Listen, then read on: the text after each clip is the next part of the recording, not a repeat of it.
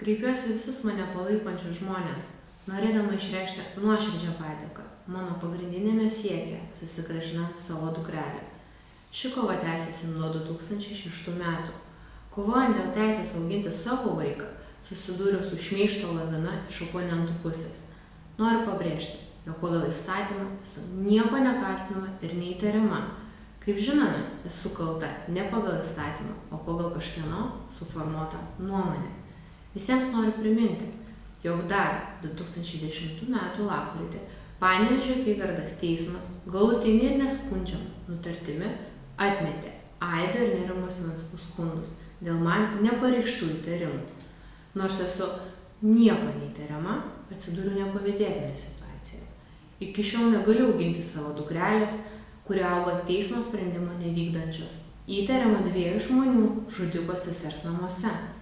Kreipiuosi ir į tuos, kurie manęs nekenčia, mane niekina bei žemina.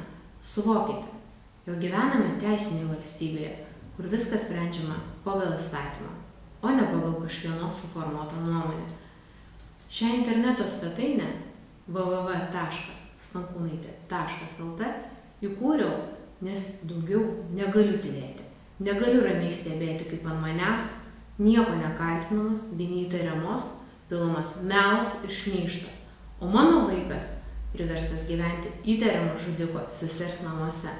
Negaliu tylėti, matydama, kaip teisėjai ignoruoja teisingumą, nevykdo teismo sprendimo ir man negrąžina mano vaiko. Svetainė bus nuolatos atnaujinama, joje bus talpinama įvairi informacija bei video pranešimai. Taip pat teisininkų komentarai bei įvairių žiniasklaidoje publikuojami straipsniai.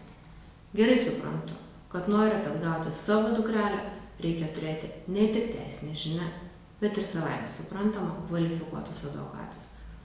Teisinių žinių trūkumas lėmė iki šiol esantį visišką pralaimėjimą savo dukrelės susigrąžinimo kovoje. Šiai dienai jūsų paramos dėka turiu kvalifikuotus advokatus, kurie atstovauja mano ir dukrytės interesus įvairiose bylose.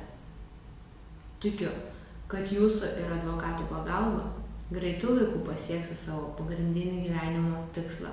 Susigrąžinsiu mylimą dukrytę.